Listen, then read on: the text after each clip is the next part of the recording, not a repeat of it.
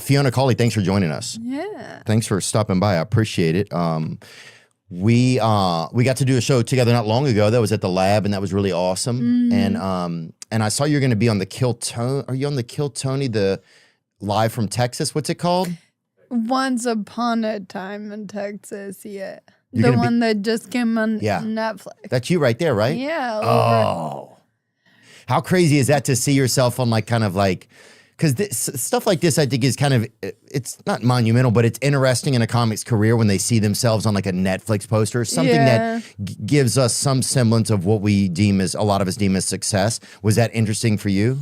Yeah. I mean, I'm grateful it put me on the poster, you know what I mean? But yeah, I mean, being on Netflix, it's actually the second time with Kill Tony I've been on the Netflix. Oh, nice. I didn't know that. Yeah, the other one was at Madison Square Garden. Dude, that's wild. And they hid your legs too, which was nice of them. It grosses people out. They don't want to see this. Oh, I bet a lot of dudes. I know some dudes who would. For sure. And also, you think they could have had you sitting on his shoulder or something would have been pretty dope. That would have been way funnier. I like that. So you've been doing comedy for... About 5 years. Okay. Yeah. And did Kill Tony feel like a big break for you? Like, what does that feel like? Because yeah, I would say so. I was, I live in Nashville, so I was really just working zanies. And I was starting to feature and whatever, and then I heard about Kill Tony, and people were like, you should go on that. And I was like, okay. So it changed my life overnight. Wow. Like, fully. I went from like 30,000 followers, and now I have like more than 500,000.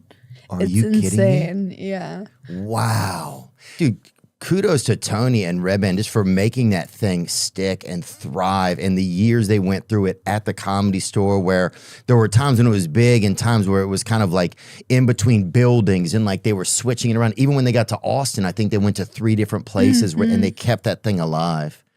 That's unbelievable. Was your first time there? What's it like when your first time there? Did you know you were going to get up, or was it? Yeah. So basically what happened was I didn't know what Kill Tony was. I heard about it.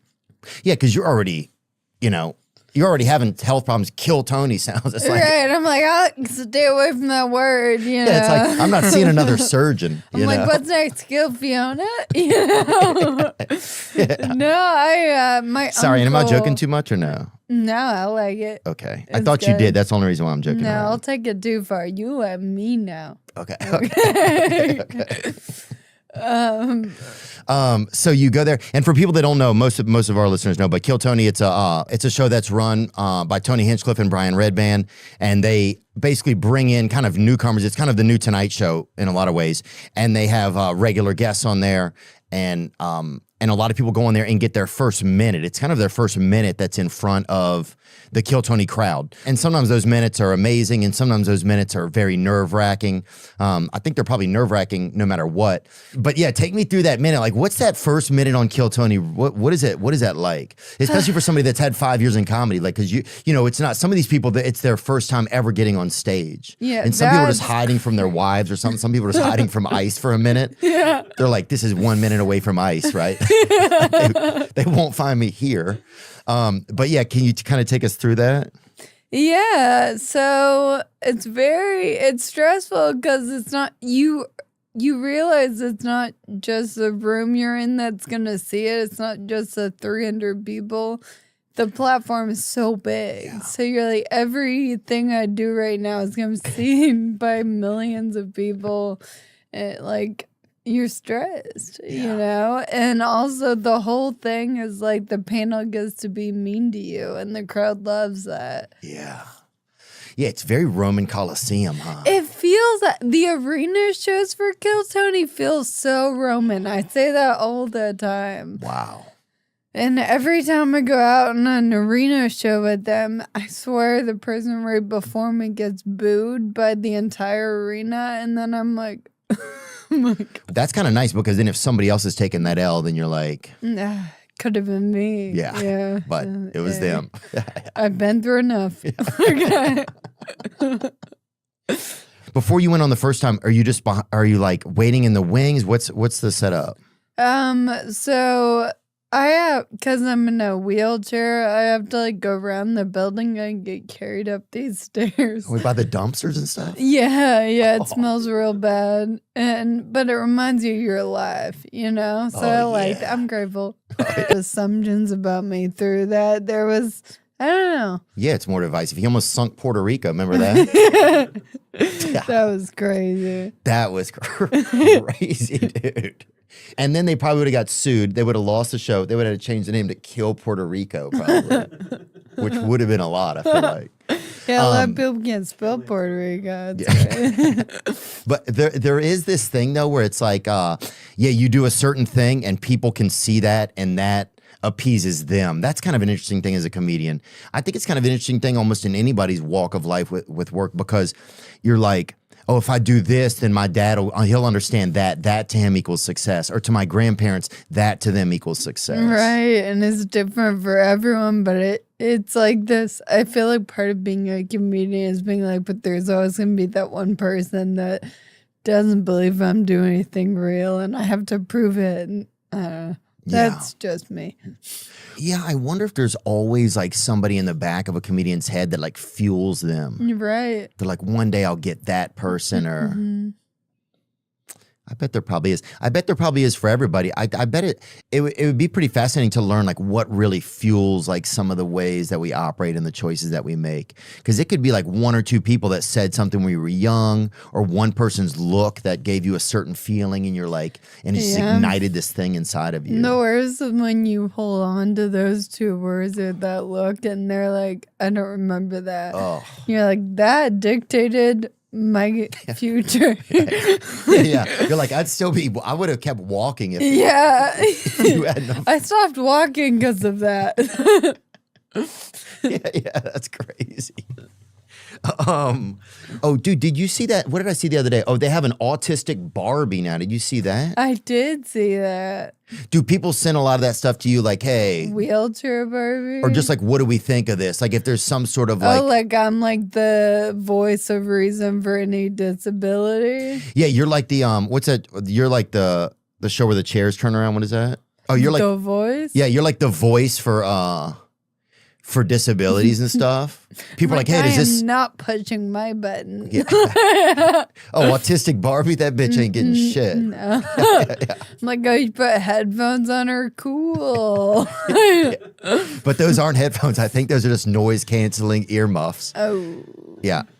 Yeah. I think those are just those things that help autistic people kind of operate.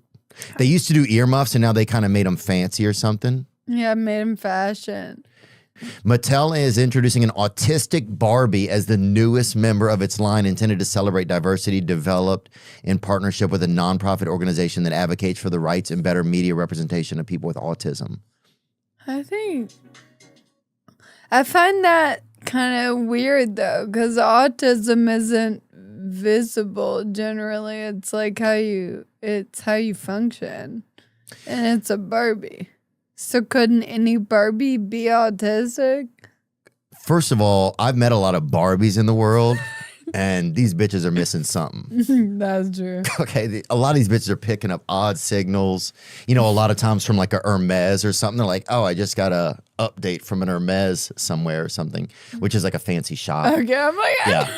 I show up on Amazon. I'm sorry. Yeah, sorry. Yeah, that was maybe a bad reference. Why is she Hispanic looking? And is there Hispanic autism? Look it up. Who's got the most autism? Feels like a white people sport. Yeah. Well, white people will create any new sport to try and like keep away from having to compete against black folks. I think. Anything we can do. Yeah, it's like, oh. My disease is only white people. Your disease is only white people? Mm-hmm. Let's go, huh? I like that shit. And we barely landed that fist bump. But let's go. The autism ever. Yeah. Dude, yeah. Oh, sorry, Barbie. I was barking orders, man. Let's go into a news section. I'm going to take a break for 1 second. Do you have to pee or anything? No, I'm good. Do not realize, you think. Are there some little things that are kind of interesting? I think there's a general assumption that like I am mentally disabled because of how I speak. Oh my God, I do have a joke about this, but it's like a real story. Do you remember that bar Kung Fu? It was in Nashville? Mm-hmm. It shut down. It was on Broadway. Uh-huh. Yeah, I've heard about it. So I went there with some friends a couple years ago, and we rented one out. It was a friend's birthday, just like 6 girls, drinking, whatever. And long story short, I watched my friend get roofied. Okay. But again, nothing bad has happened to any of my friends, so they just take drinks from people and, whatever. So my friend is getting real sick and starting to pass out. It's been like 45 minutes. My able-bodied friends all go to the bathroom together. Dude I saw give her the drink, tries to come in. She's passed out. And he's like, hey, that's my friend. She asked me to take her home. And I was like, no. And I just rolled over and put my foot on the door to close it. Mm-hmm. And then he shouldered it open. And I kicked him in the wiener. And I started yelling for help because he's fighting me. And I can't do much. And finally, security comes over. And the guy goes, hey, guys, I'm so sorry. That's my girlfriend. My friend passed out. And this is her mentally retarded friend that doesn't remember me. And I had to convince these security guards that I was not mentally disabled. And how do you do that? I couldn't do it. It is so much harder than it sounds. Yeah. How do you even... It's like trying to convince someone you're from the future. You can't do it. Oh my God, that's hilarious. Yeah, trying to get away from the accusations. I can't beat those cases. Yeah, dude. No, we got kicked out, but that guy didn't get my friends, so that's a win. I can't believe he had such a plan, too. That's the crazy part that he would say that. First time, yeah. I was like, oh my God, kind of genius, kind of funny. Just crazy there's sick people out there like that, too. Yeah. Man. What would you say to other people that have, a lot of people don't have the same ailment, right? You said it's so few. Yeah, but they have stuff similar, and it's cool at my shows. A lot of disabled people come, which is that's success to me. I would love one day just like for the club to have to take out every chair because everyone has their own. Yeah. I think that'd be sick. I love that. BYOC, huh? That's great. And were there people that had ailments that you looked up to at certain points, or did you find like, or that isn't, people just look up to?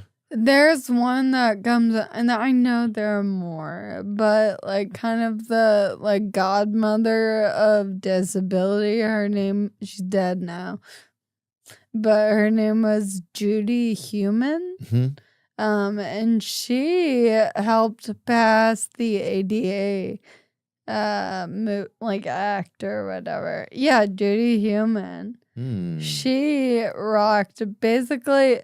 Yeah, the Black Panthers helped get the ADA passed. Wow. Judy Human, born in Philadelphia, was an American disability rights activist known as the mother of the disability rights movement. She was recognized internationally as a leader in the disability movement. In 1970, Human was denied her New York teaching license because the board did not believe she could get herself or her students out of the building in case of a fire. She sued the Board of Education. A local newspaper ran the headline, "You can be president, not teacher," with polio.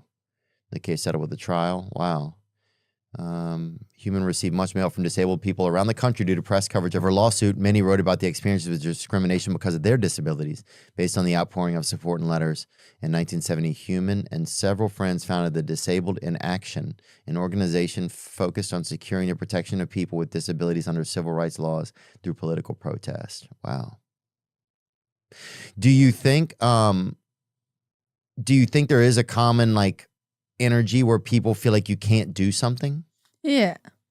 I think people think Matt is my caregiver and not my husband, Oh, yeah. which makes me very mad. Yeah, you're like, my caregiver keeps taking advantage of me. You know? My caregiver keeps grabbing my boobs, and that ain't right. Yeah, I guess Yeah. there's part of you, I think, is like, as someone that doesn't have an ailment like this right now, that like you feel like you want to be helpful Mhm. and you don't know how to do that really.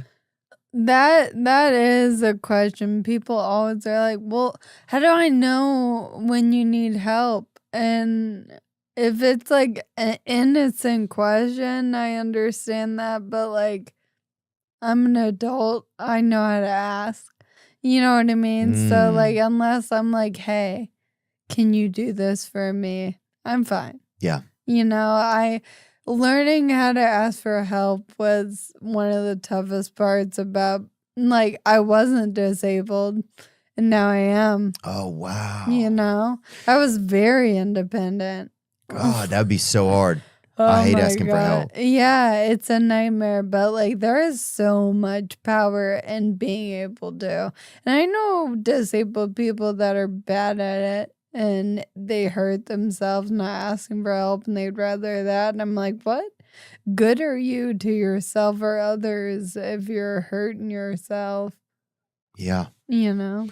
Yeah. I mean, you'll sit there forever and be in pain because Mm. you just don't want to speak up. I think it goes back to even sometimes it's like how even like how like those law officers feel. I think there's a code of human where it's like, I want to be able to take care of myself. I should be able to. I don't want somebody to know I'm having a tough time. I don't want to feel like I can't